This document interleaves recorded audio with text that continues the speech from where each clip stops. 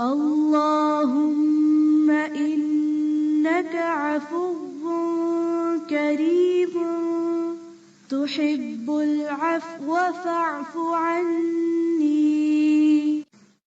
اللهم إنك عفو كريم تحب العفو فاعف عني.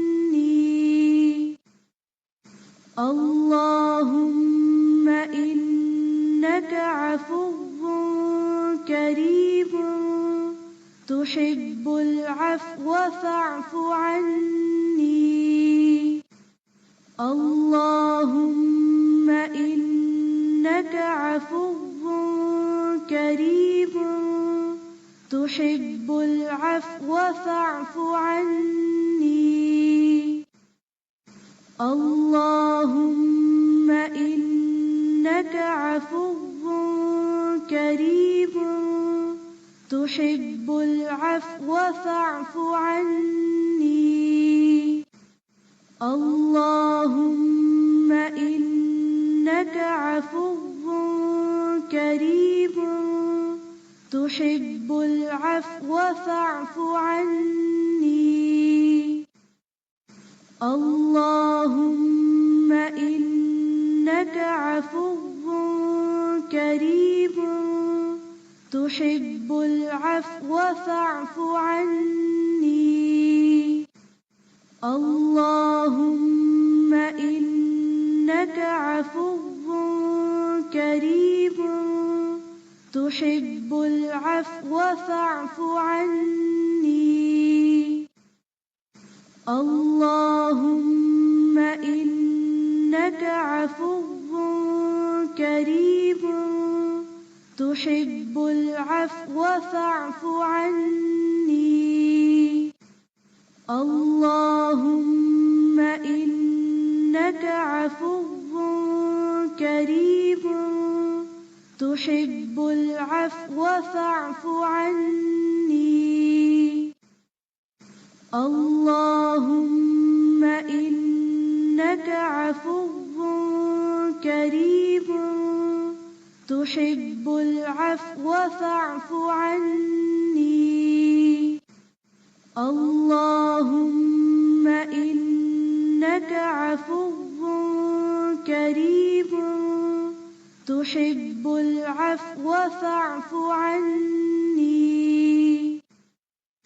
اللهم إنك عفو كريم تحب العفو فاعف عني.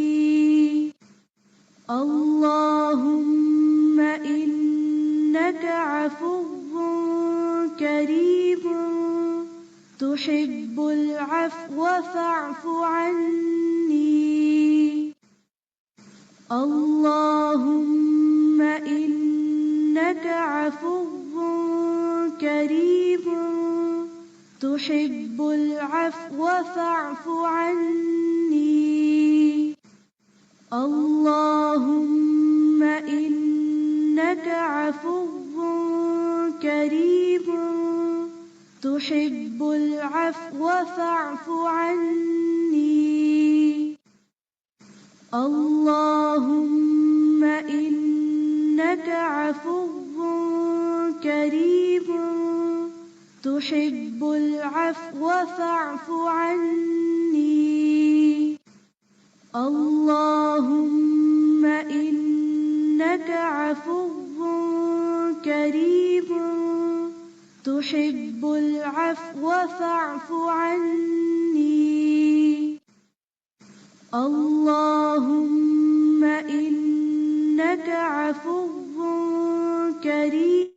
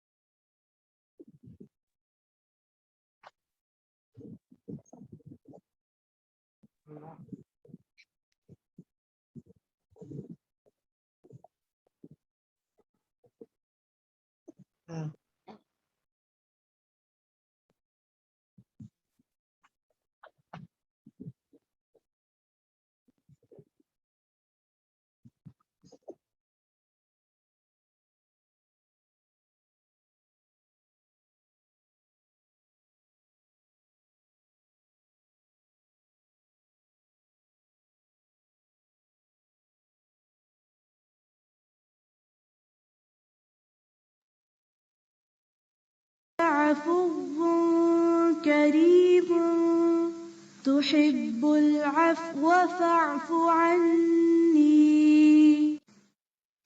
اللهم إنك عفو كريم تحب العفو فاعف عني اللهم إنك عفو كريم تحب العفو فاعف عني اللهم إنك عفو كريم تحب العفو فاعف عني اللهم إنك عفو كريم تحب العفو فاعف عني اللهم إنك عفو كريم تحب العفو فاعف عني اللهم إنك عفو كريم تحب العفو فاعف عني اللهم إنك عفو كريم تحب العفو فاعف عني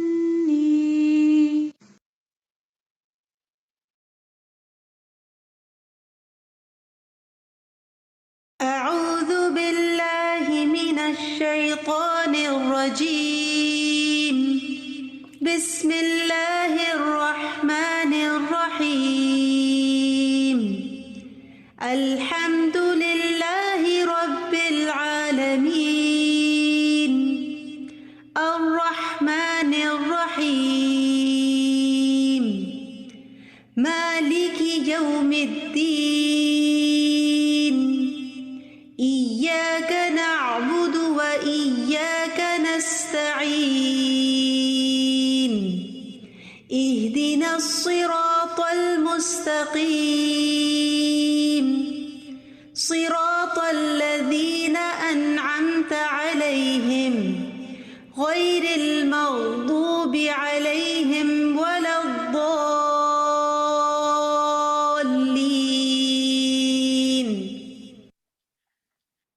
آمین یا رب العالمین نحمده ونصلی علی رسوله الکریم اما بعد فاعوذ باللہ من الشیطان الرجیم بسم اللہ الرحمن الرحیم رب اشرح لی صدری ویسر لی امری واحلل عقدۃ من لسانی یفقهوا قولی ربی زدنی علما اللہم فقہنا فی الدین اللہم انی اسألک علما نافعا ورزقا طیبا وعملا متقبلا اللہم وفقنا لما تحب وترضى اجعلنی ربی رضیا آمین یا رب العالمین۔ السلام علیکم ورحمۃ اللہ وبرکاتہ۔ کیسے ہیں آپ سب؟ خیریت سے ہیں؟ رحمتوں اور برکتوں والی ایک اور رات میں داخل ہو گئے ہیں، الحمدللہ۔ اللہ کی توفیق اور اس کے کرم سے گناہوں کو بخشوانے کا ایک اور موقع مل گیا ہے۔ ان بے مثل راتوں میں مقدر جگانے کا ایک اور چانس مل گیا ہے۔ اس میں کوئی شک نہیں کہ ہم کوئی بھی کام کرتے ہیں، بھلے وہ عبادت ہی کیوں نہ ہو، جو محنت اور کوشش ہم کرتے ہیں وہ کبھی پرفیکٹ نہیں ہوتی، اس میں بہتری کی گنجائش ہمیشہ رہتی ہے۔ کسی نے کیا خوب کہا ہے کہ we are so imperfect in our perfections and very perfect in our imperfections۔ مگر یاد رہے کہ بھلے یہ کوششیں ٹوٹی پھوٹی اور عبادتیں ناقص ہی کیوں نہ ہوں، مگر خلوص دل اور خلوص نیت سے کی جانے والی توبہ استغفار اور گناہوں پر احساس ندامت اللہ کو بہت محبوب ہے۔ اگر ہم اپنی چاہت اللہ کے سپرد کر دیں تو ہمیں ہر وہ چیز بخش دے گا جس کے ہم طلبگار ہیں۔ تصوف کی کتابوں میں حضرت حسن بصری رحمۃ اللہ علیہ سے روایت ہے کہ اللہ تعالیٰ نے حضرت داؤد علیہ السلام سے فرمایا، اے داؤد، ایک تیری چاہت ہے اور ایک میری چاہت ہے، ہوگا وہی جو میری چاہت ہے، پس اگر تم اپنی چاہت کو میری چاہت کے تابع کر دو تو میں تمہاری چاہت کے لیے کافی ہو جاؤں گا، اور بہرحال ہوگا وہی جو میں چاہوں گا، اور اگر تمہاری چاہت میری مرضی کے خلاف ہو تو میں تمہاری چاہت میں تمہیں تھکا دوں گا، یعنی پوری کوشش کے باوجود تمہاری چاہت پوری نہ ہو سکے گی، اور ہوگا وہی جو میری چاہت ہے۔ اور آپ جانتے ہیں کہ ہماری چاہتیں کیا ہیں؟ کیا ہم اللہ کے سپرد اپنے آپ کو کرنے کے لیے تیار ہوتے ہیں؟ آج سے پہلے ہم طاق راتوں کی عبادتوں کے بارے میں بات کر رہے تھے، مگر آج ایک اور مسنون عبادت کے بارے میں جانیں گے جو خاص الخاص رمضان کے آخری عشرے سے جڑی ہے، یکسوئی سے عبادت کا ایک اور طریقہ۔ امید ہے آپ سمجھ گئے ہوں گے، اگر نہیں تو چلیے چلتے ہیں، سنتے ہیں اور جانتے ہیں اپنی پیاری استاذہ ڈاکٹر فرحت ہاشمی سے اس خاص عبادت کے بارے میں وہ ہمیں کیا بتاتی ہیں۔ تو ریڈی ہو جائیں، بسم اللہ۔ وَأَنْتُمْ عَاكِفُونَ فِي الْمَسَاجِدِ۔ اعوذ باللہ من الشیطان الرجیم، بسم اللہ الرحمن الرحیم۔ اعتکاف کے مسائل۔ اعتکاف سنت مؤکدہ کفایہ ہے اور اس کی مدت 10 یوم ہے۔ ہر مسلمان کو رمضان المبارک میں کم از کم ایک مرتبہ قرآن پاک کی تلاوت کرنی چاہیے، یعنی پورا قرآن مکمل کرنا چاہیے۔ عن ابی ہریرہ قال کان یعرض علی النبی صلی اللہ علیہ وسلم القرآن فی کل عام مرۃ فعرض علیہ مرتین فی العام الذی قبض فیہ وکان یعتکف کل عام 10 ایام فاعتکف 20 یوما فی العام الذی قبض فیہ، رواہ البخاری۔ حضرت ابو ہریرہ رضی اللہ عنہ فرماتے ہیں، نبی اکرم صلی اللہ علیہ وسلم کے سامنے ہر سال رمضان میں ایک بار قرآن پڑھا جاتا۔ جس سال آپ نے وفات پائی، آپ صلی اللہ علیہ وسلم کے سامنے 2 بار قرآن مجید ختم کیا گیا، یعنی جبریل علیہ السلام نے آپ کو سنایا تاکہ آپ اپنا پورا ترتیب کے ساتھ درست طور پر محفوظ کر لیں۔ اسی طرح ہر سال آپ 10 دن کا اعتکاف فرماتے، لیکن جس سال آپ نے وفات پائی اس سال 20 یوم کا اعتکاف فرمایا۔ اسے بخاری نے روایت کی، یعنی آخری جو سال تھا آپ کی زندگی کا، اس میں اعتکاف بھی 20 دن کا اور قرآن بھی 2 بار۔ اعتکاف کے لیے فجر کی نماز کے بعد اعتکاف کی جگہ بیٹھنا مسنون ہے۔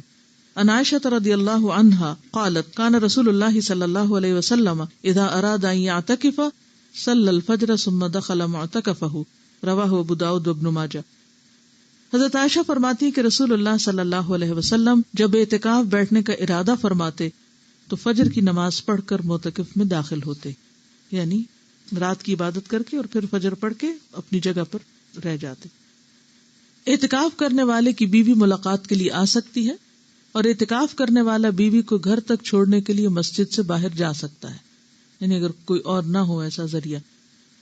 عن صفیہ رضی اللہ عنہا قالت کان رسول اللہ صلی اللہ علیہ وسلم معتکفا فأتیتہ ازورہ لیلا فحدثتہ ثم قمت لانقلب فقام معی لیقلینی، متفق علیہ۔ حضرت صفیہ فرماتی ہیں کہ رسول اللہ صلی اللہ علیہ وسلم اعتکاف میں تھے، میں رات کو نبی اکرم صلی اللہ علیہ وسلم سے ملنے آئی اور باتیں کرتی رہی، واپس جانے کے لیے اٹھی تو نبی اکرم صلی اللہ علیہ وسلم مجھے چھوڑنے کے لیے اٹھ کر کھڑے ہو گئے۔ اسے بخاری اور مسلم نے روایت کیا ہے۔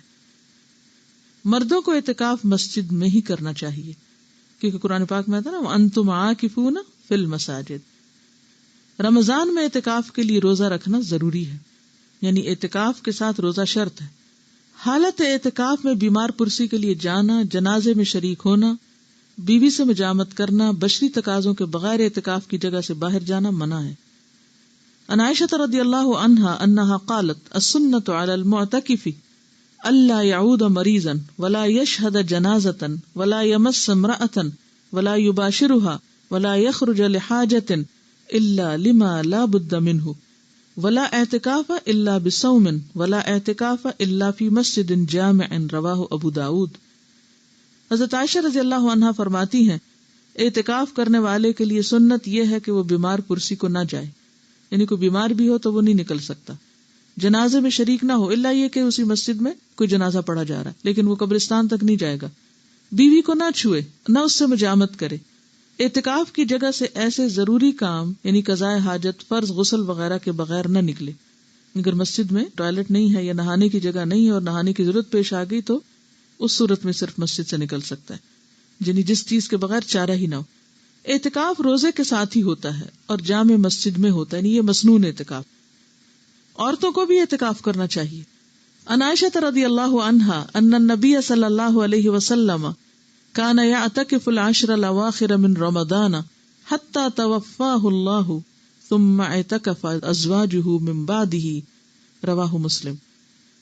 حضرت عائشہ رضی اللہ تعالی عنہا سے روایت ہے کہ نبی اکرم صلی اللہ علیہ وسلم رمضان المبارک کا آخری عشرہ 21 سے 30 رمضان تک اعتکاف فرمایا کرتے تھے، یہاں تک کہ آپ نے وفات پائی۔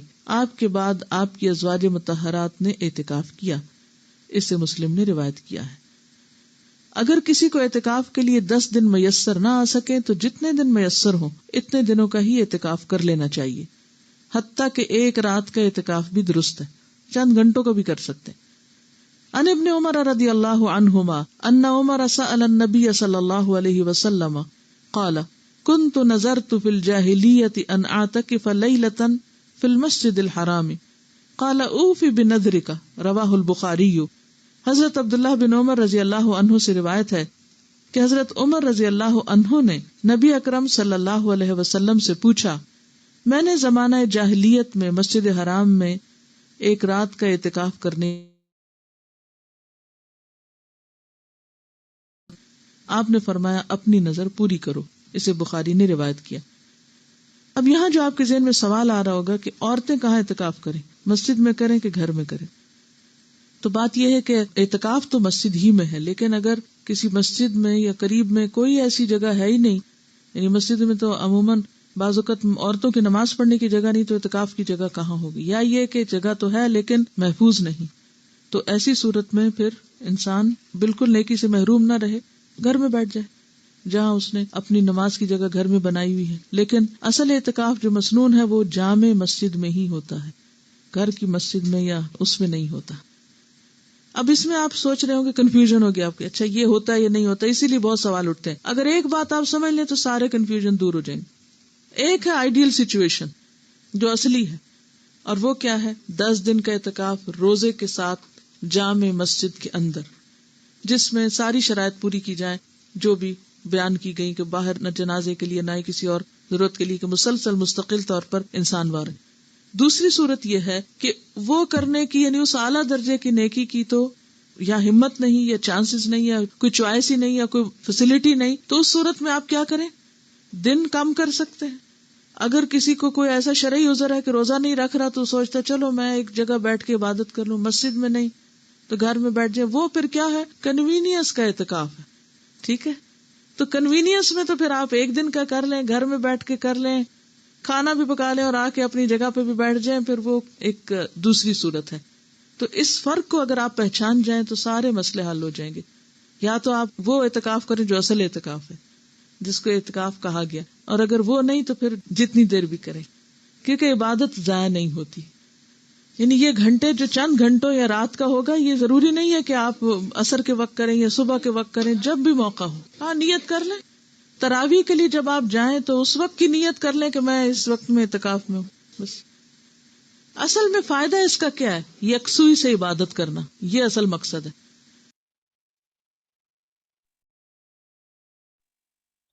سبحان اللہ، نیت کی تو خوب کہی استاذہ نے کہ اعتکاف کی نیت کر لو، بھلے ایک دن یا ایک رات کا ہو یا کچھ گھنٹوں کے لیے ہی کیوں نہ ہو، اللہ محنت اور کوشش کے اجر کو ضائع نہیں کرتا۔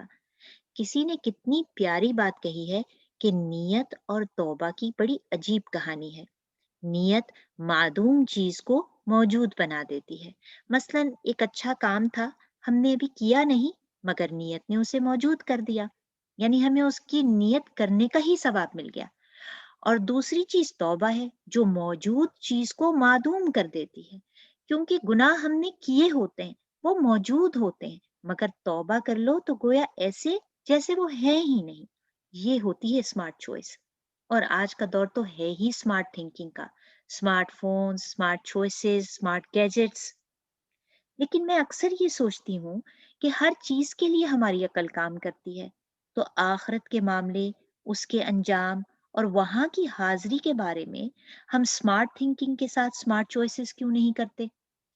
آخرت کے لیے بھی تو کوئی ایسا عمل، کوئی ایسی عبادت، ایسے کام ہونے چاہیے نا جو ہم کریں تو ہمیں ڈھیروں ڈھیر ثواب مل جائے اور ہماری کشتی پار لگ جائے، اللہ کے غصے سے بھی بچ جائیں اور آگ سے برات بھی ہو جائے۔ کیوں فاطمہ، کیا کہتی ہیں آپ اس بارے میں؟ اور ارے یہ کیا، آپ نے اس وقت ترازو کی پکچر کیوں کھولی ہوئی ہے؟ سبین بس کچھ بچپن کی یادیں تازہ کر رہی ہوں۔ ارے ترازو اور بچپن کا آپس میں کیا کنیکشن ہے؟ آپ کو یاد ہے کہ جب ہم بچپن میں کچھ خریدنے جاتے تھے تو ہمیں کیا شوق ہوتا تھا اور ہمیں کیسے چیز دی جاتی تھی؟ ہاں بالکل یاد ہے، ہمیں ترازو میں تول کر چیزیں دی جاتی تھیں، جس کے ایک طرف بڑے ڈفرینٹ طرح کے ویٹس بھی رکھے جاتے تھے، اور ہماری پوری کوشش اور شوق ہوتا تھا کہ کسی طرح سے ہمیں چیز ڈھیر ساری مل جائے اور پیسے ہمیں تھوڑے ہی دینے پڑے۔ بالکل صحیح کہا آپ نے سسٹر سبین۔ اب سوچے وہ دنیا کا فائدہ تھا نا جس کے ہم شوقین تھے، اور ہم یہ بھی جانتے تھے کہ وہ تو جلد ختم ہو جانے والا فائدہ ہے۔ بس یہی شوق، بلکہ اس سے بھی زیادہ، کہیں زیادہ شوق ہمیں آخرت کا ہونا چاہیے، ہے نا؟ بات تو آپ کی بالکل صحیح ہے، لیکن اب آخرت کا اور ترازو کا کیا کنیکشن ہے؟ آپ کو معلوم ہے کہ قیامت کے دن ہمارے اعمال بھی تولے جائیں گے۔ وہ ترازو دنیا کے ترازو کی طرح تو نہ ہوگا، اس کی اصل حقیقت تو اللہ سبحانہ و تعالی ہی جانتے ہیں، مگر اس ترازو کو ہم دنیا میں رہتے ہوئے بھی بھر سکتے ہیں۔ جانتی ہیں کیسے؟ آپ بتائیں پلیز۔ رسول اللہ صلی اللہ علیہ وسلم نے فرمایا، پاکیزگی نصف ایمان ہے، اور الحمدللہ یعنی سب تعریف اللہ کی ہے، ترازو کو بھر دیتا ہے۔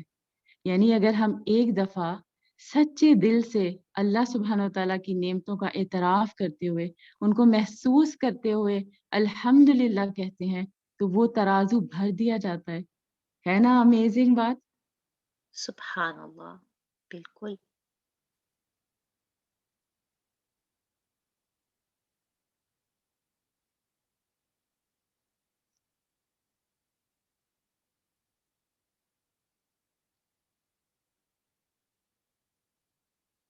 I think ہمارے ساتھ سسٹر حفصہ بھی ہیں جن سے ہم بات کر رہے تھے اور شکر کے بارے میں۔ سسٹر حفصہ، آپ ہمیں کچھ مزید باتیں بتائیں گی الحمد کے بارے میں؟ جی جزاک اللہ خیراً سسٹر فاطمہ۔ الحمدللہ کی اتنی فضیلت، انشاءاللہ مجھے بھی الحمدللہ کہنے کی عادت ڈالنی ہے۔ اور حقیقت تو یہ ہے کہ ہمیں اگر کسی کو خوش کرنا ہو یا اپنی بات منوانی ہو یا کچھ مانگنا ہو تو ہم اپنے الفاظ کے چناؤ میں کتنے محتاط ہوتے ہیں نا۔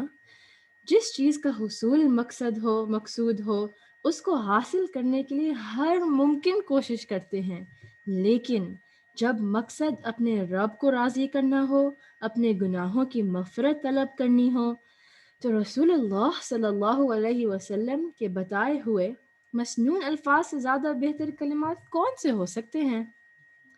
صحابہ اکرام بھی آپ صلی اللہ علیہ وسلم سے ایسے جامع کلمات سیکھنے کے لیے حریص رہتے تھے، اور اس کی مثال اس واقعے سے ہمیں پتہ چلتی ہے کہ ایک دفعہ ایک اعرابی رسول اللہ صلی اللہ علیہ وسلم کی خدمت میں حاضر ہوا اور عرض کیا کہ مجھے کچھ کلمات سکھائیں جنہیں میں ذکر کے طور پہ کہا کروں۔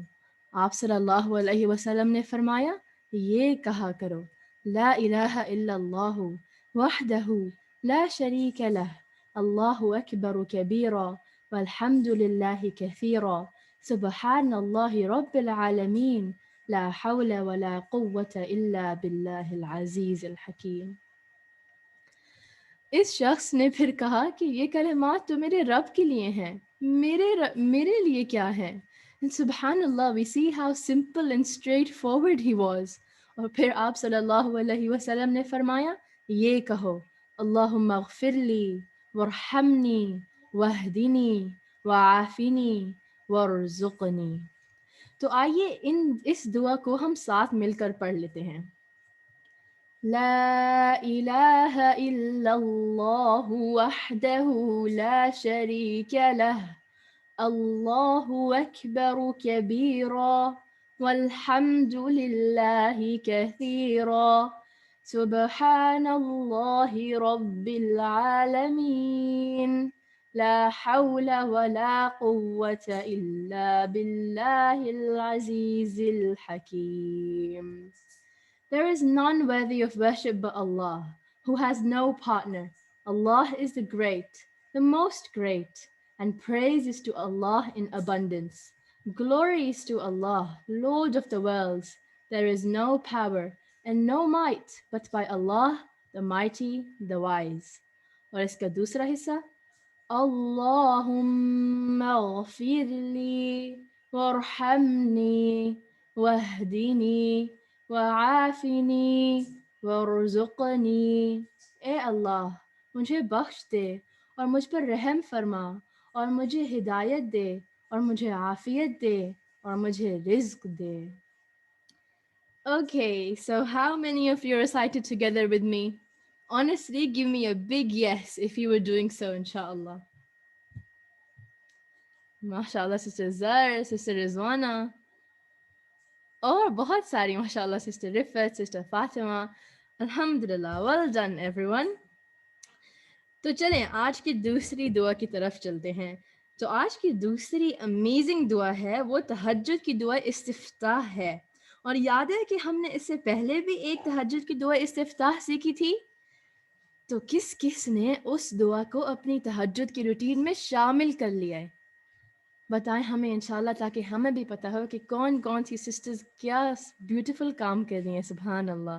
اچھا ماشاءاللہ سسٹر فاطمہ، سسٹر رفت، سسٹر رقیہ، سسٹر ناہید، ماشاءاللہ امیزنگ. اور الحمدللہ میں نے بھی اپنے تہجد کی روٹین میں شامل کرا ہے. الحمدللہ الحمدللہ.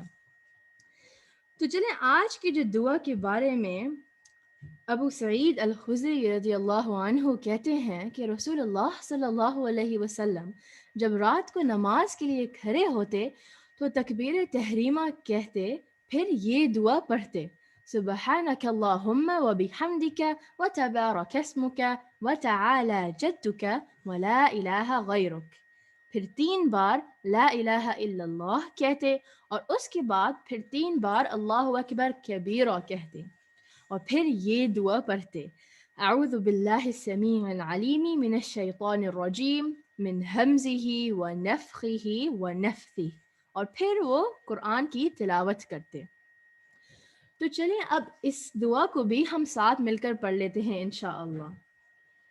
سبحانک اللہم وبحمدک وتبارک اسمک وتعالی جدک ولا الہ غیرک لا الہ الا اللہ لا الہ الا اللہ لا الہ الا اللہ اللہ اکبر کبیرا اللہ اکبر کبیرا اللہ اکبر کبیرا اعوذ باللہ السمیع العلیم من الشیطان الرجیم من ہمزہ ونفخہ ونفثہ. اے اللہ تو پاک ہے اپنی تعریف کے ساتھ، تیرا نام بڑا ہی برکت والا ہے، تیری بزرگی بلند و برتر ہے، تیرے علاوہ کوئی الہ نہیں، اللہ کے سوا کوئی عبادت کے لائق نہیں، اللہ کے سوا کوئی عبادت کے لائق نہیں، اللہ کے سوا کوئی عبادت کے لائق نہیں. اللہ بڑائی میں سب سے بڑا ہے، اللہ بڑائی میں سب سے بڑا ہے، اللہ بڑائی میں سب سے بڑا ہے. میں اللہ کی پناہ لیتا ہوں جو سننے والا اور جاننے والا ہے، شیطان مردود سے، اس کی اکساہٹ اس کی پھونک اور اس کے وسوسے سے۔ جی تو یہ دعا استفتاح ہم تکبیر تحریمہ کے فوراً بعد پڑھتے ہیں سورہ فاتحہ سے پڑھنے سے پہلے۔ تو آمین یا رب العالمین، یہ دعا اتنی امپورٹنٹ ہے سبحان اللہ کہ اب ہمیں اسے بھی اپنے روٹین میں شامل کرنا ہی پڑے گا انشاءاللہ۔ اور اب ہم چلتے ہیں سسٹر سائمہ اور سسٹر آمنہ کے پاس اور ان سے پوچھتے ہیں وہ ہمیں کیا سکھا رہی ہیں آج۔ الله أكبر كبيرا الله أكبر كبيرا ما شاء الله تبارک اللہ سسٹر حفصہ، اللہ سبحانہ تعالیٰ آپ کو اجر عظیم عطا فرمائے اور اپنے قرب سے نوازے، آمین۔ ماشاء اللہ کتنا کچھ سیکھنے کو مل رہا ہے، برکتیں ہی برکتیں ہیں۔ تو جی میں اپنی لسٹ کو آج دوبارہ دہرا رہی تھی، جو افضل عمل ہم نے سیکھے، دعائے استفتاح اور دعائے سجدہ، اس کا تو بہت ہی فائدہ ہوا الحمدللہ۔ اللہ سے ڈائریکٹ کنیکشن محسوس ہوا، دعائے رکوع اور استغفار سے دل کا بوجھ ہلکا ہو گیا اور سمجھ کر پڑھنے سے خشوع محسوس ہو رہا ہے الحمدللہ۔ آج میں سوچ رہی تھی کہ ہم حقوق اللہ تو پورا کرنے کی بہت کوشش کر رہے ہیں، مگر دل کر رہا ہے کچھ حقوق العباد کے بارے میں بھی معلومات حاصل کروں۔ وہ ایک حدیث شریف یاد آ رہی ہے جو مجھے بہت پسند ہے۔ عن ابی الدرداء قال قال رسول اللہ صلی اللہ علیہ وسلم ما من عبد مسلم يدعو لأخيه بظهر الغیب الا قال الملک ولک بمثل۔ ابو درداء بیان کرتے ہیں رسول اللہ صلی اللہ علیہ وآلہ وسلم نے فرمایا کوئی بھی مسلمان بندہ اپنے بھائی کی پشت کے پیچھے نہیں مانگتا لیکن فرشتہ کہتا ہے اور تمہارے لیے بھی۔ تو آمین کہا جاتا ہے۔ ہمیں مخلص ہو کر دوسروں کو بھی تو یاد رکھنا ہے۔ سسٹر آمنہ آپ بتائیے میں کس کس کے لیے دعا مانگا کروں؟ کون کون میری دعاؤں کی زیادہ مستحق ہیں؟ کچھ آپ اس کے بارے میں ہمیں سکھائیں گی پلیز؟ جزاک اللہ خیر سسٹر سائمہ، آپ نے صحیح کہا، ہمیں حقوق العباد کے ساتھ حقوق اللہ کے ساتھ ساتھ حقوق العباد فراموش نہیں کرنے۔ اور ہم کیسے بھول سکتے ہیں اپنے گھر والوں کو، اپنی اولاد کو اور اپنے ازواج کو۔ وہ آیت ہے نا سورہ تحریم کی، یا ایہا الذین آمنوا قوا انفسکم واہلیکم نارا، اے لوگوں جو ایمان لائے ہو اپنے آپ کو اور اپنے گھر والوں کو آگ سے بچاؤ۔ تو کیوں نہ ہم اپنے گھر والوں کی بھی فکر کریں، اور جیسے آپ نے کہا کہ ان کے لیے دعا کریں، ان کی ہدایت کے لیے دعا کریں، تو دعا تو ہے ہی مومن کا ہتھیار۔ بظاہر ایسا لگتا ہے نا کہ ہم کسی کے لیے کیا کر سکتے ہیں، اسپیشلی اس کووڈ کے سیزن میں، جب کہ ہم اپنے والدین اور بہت سے رشتہ داروں سے دور بھی ہیں، ان سے ملاقات کے لیے بھی نہیں جا سکتے، لیکن ہمارے پاس ہماری دعا کا ہتھیار موجود ہے۔ ہم اس کے ذریعے خوب دعائیں مانگ سکتے ہیں، اور اس یقین کے ساتھ کہ اللہ ہماری ان دعاؤں کو ہمارے رشتہ داروں کے حق میں، گھر والوں کے حق میں قبول فرمائیں گے۔ تو سب سے پہلے کہتی چلوں کہ جب ہم اپنی دعا کا آغاز کریں، اللہ کی حمد اور درود کے بعد ہم اپنے والدین کے لیے دعا مانگیں، کیونکہ انہوں نے ہمیں پالا پوسا، پڑھایا لکھایا، ہماری ہر ضرورت پوری کی۔ تو کیوں نہ ہم ان کے لیے ہر نماز میں، ہر دعا میں ان کو یاد رکھیں۔ اور چھوٹی سی دعا ہے لیکن اللہ تعالیٰ اسے قبول فرمائے ان کے حق میں، رب ارحمہما کما ربیانی صغیرا، اے میرے رب ان دونوں یعنی والدین پر رحم فرما جس طرح انہوں نے مجھے بچپن میں پالا تھا۔ اسی طرح اپنی اولاد اور اپنے ازواج کے لیے دعا کریں، ان کی ہدایت کے لیے دعا کریں، اور ان کو نیک اعمال کی توفیق کے لیے دعا کریں۔ پھر اسی طرح اپنے باقی رشتہ داروں کے لیے دعا کریں، اور ہم کیسے بول سکتے ہیں اپنے ہمسایوں کو، اپنے کو ورکرز کے لیے، اپنے کولیگز کے لیے دعا کریں۔ پھر اسی طرح پوری امت مسلمہ کے لیے کیونکہ وہ نبی پاک صلی اللہ علیہ وآلہ وسلم کی بھی سنت ہے، اور حضرت ابراہیم علیہ السلام کی بھی، کہ وہ اپنی نسلوں کے لیے آہیں بھرنے والے تھے۔ تو ہم کیسے بھول سکتے ہیں کہ ہم جنریشنز کے لیے دعا نہ کریں، قیامت تک آنے والی نسلوں کے لیے ہم دعا کریں کہ اللہ ان کو دین پر قائم رکھے اور ان کو اس بات کی توفیق دے کہ ہم سب مل کے دین کا بول بالا کریں انشاءاللہ۔ اور میں یہ بھی کہتی چلوں کہ جب ہم دعا کرتے ہیں نا تو ڈیفینیٹلی ہم حمد کرتے ہیں، تسبیح کرتے ہیں، اور پھر ہمیں چاہیے کہ ہم ڈھیروں درود نبی پاک صلی اللہ علیہ وآلہ وسلم پر بھیجیں۔ اللہم صلی علی محمد وعلی آل محمد۔ ایک حدیث ہے نا، عبداللہ بن مسعود سے روایت ہے کہ میں نے ایک مرتبہ نماز پڑھی، حالانکہ نبی پاک صلی اللہ علیہ وآلہ وسلم وہاں موجود تھے۔ نماز پڑھنے کے بعد میں نے اللہ کی حمد کی، پھر نبی پاک صلی اللہ علیہ وآلہ وسلم پر درود بھیجا، پھر اپنے لیے دعا کی، تو آپ صلی اللہ علیہ وآلہ وسلم نے دیکھ کر فرمایا جو مانگو دیا جائے گا۔ تو سبحان اللہ، درود کی کتنی برکت ہے کہ جب ہم دعا کریں تو نبی پاک صلی اللہ علیہ وآلہ وسلم پر ڈھیروں درود بھیجیں۔ اور کبھی کبھی ایسا ہو جاتا ہے نا کہ ہم یاد ہی نہیں آ رہی ہوتی کوئی دعا یا تھک جاتے ہیں، تو بس ہم درود ہی پڑھتے رہیں، کیونکہ ایک اور حدیث ہے، حضرت انس رضی اللہ تعالیٰ عنہ سے روایت ہے، مفہوم بتاؤں گی۔ جس نے مجھ پر ایک مرتبہ درود پڑھا اس پر اللہ کی 10 رحمتیں نازل ہوں گی اور 10 گناہ معاف ہوں گے اور درجات بلند ہوں گے۔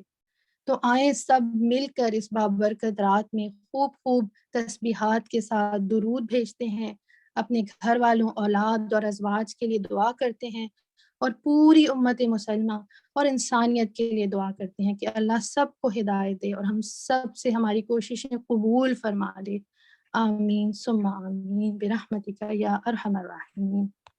جزاک اللہ خیرا کثیرا سسٹر آمنہ، اللہ تعالیٰ ہمارے اساتذہ کو بھی بہت اجر عظیم عطا فرمائے۔ آپ کی دعائیں میں نے اپنی لسٹ میں شامل کر رہی ہیں، انشاءاللہ آج رات کو میں اپنی ساری اساتذہ کو، اپنے دوستوں کو، احباب کو، بچوں کو، اپنے ہسبینڈ کو، اپنے سسرال والوں کو، اپنے گھر والوں کو انشاءاللہ میں دعاؤں میں ضرور شامل کروں گی، اور تمام امہ کے لوگوں کو۔ جزاکم اللہ خیرا کثیرا۔ اور میں بھی جو ہے اپنے پلانر کے اندر اتنی خوبصورت باتوں کو ابھی کے ابھی ساتھ کے ساتھ لکھ رہی ہوں، کیونکہ دیکھیں نا، اتنی خوبصورت بات صلی اللہ علیہ وآلہ وسلم کہہ دینا یا پورا درود پڑھ لینا، 10 رحمتیں مل رہی ہیں، 10 گناہ معاف ہو رہے ہیں، 10 درجات بڑھ رہے ہیں۔ اس سے زیادہ خوشی کی اور کیا بات ہوگی کہ اتنے چھوٹے چھوٹے اعمال کے ساتھ کرنے کے ساتھ ساتھ ہمیں اتنے بڑے بڑے اس کے فضائل سے جو ہے ہمیں مل رہے ہیں۔ تو آج کا سیشن تو بہت ہی اچھا تھا، کیونکہ اتنا بیلنس سیشن تھا، حقوق اللہ اور حقوق العباد دونوں ہی کے بارے میں، جو دعائیں سیکھیں، جو اذکار سیکھیں، جو تسبیحات سیکھیں، ویلڈ ریفرنسز کے ساتھ، اتنے بڑے بڑے ثواب کے ساتھ، اتنے بڑے بڑے فضائل کا ہمیں جو ہے وہ پتہ چلا۔ جی چاہتا ہے کہ آج کی یہ انمول گھڑیاں تو ختم ہی نہ ہو اور یہ مبارک لمحے طویل تر ہوتی جائیں۔ کون جانے کہ یہ کس خوش نصیب کو دوبارہ یہ لمحے نصیب ہوں گے۔ تو بس پھر موقع تو آج ہی ہے نا، منا لیجئے اپنے رب کو، راضی کر لیجئے اپنے پروردگار کو، بنا لیجئے اپنے آپ کو باسعید اور بانصیب، کروا لیجئے جہنم کی آگ اور نفاق سے برات، مانگ لیجئے قبر کے عذاب سے برات، بک کروا لیجئے جنت کے بالا خانے اور بلند درجے، حاصل کر لیجئے الٹیمیٹ کامیابی، پا لیجئے اللہ کی حفاظت اور نصرت، اس گمان کے ساتھ کہ اللہ کریم کی رحمان اور رحیم ذات اپنے عاجز، محتاج اور درماندہ حال بندوں کو بڑی محبت اور فضل و کرم کی نظر سے دیکھ رہی ہے۔ آمین۔ اس امید کے ساتھ کہ خالق کائنات جو عطا کرنے والا ہے، اپنی مخلوق کے پھیلائے ہوئے دامن اور اٹھائے ہوئے ہاتھوں کو کبھی خالی نہیں لوٹائے گا۔ آمین۔ اس دعا کے ساتھ کہ اے اللہ، اے ہمارے پروردگار، ہمیں ناکام و نامراد واپس نہ لوٹا، ہماری دنیاوی حاجات اور اخروی ضروریات صرف اور صرف آپ ہی مقبول و منظور کر سکتے ہیں۔ اللہ تعالیٰ آپ سب کو اپنی بہترین عافیت اور آسانیوں میں رکھے اور ہم سب کو لیلۃ القدر پانے کی سعادت نصیب کرے۔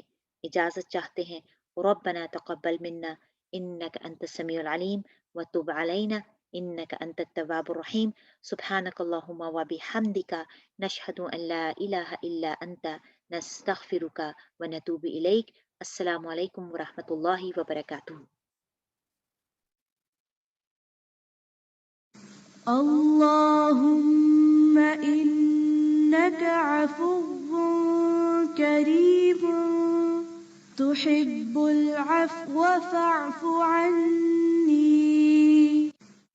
اللهم إنك عفو كريم تحب العفو فاعف عني. اللهم إنك عفو كريم تحب العفو فاعف عني.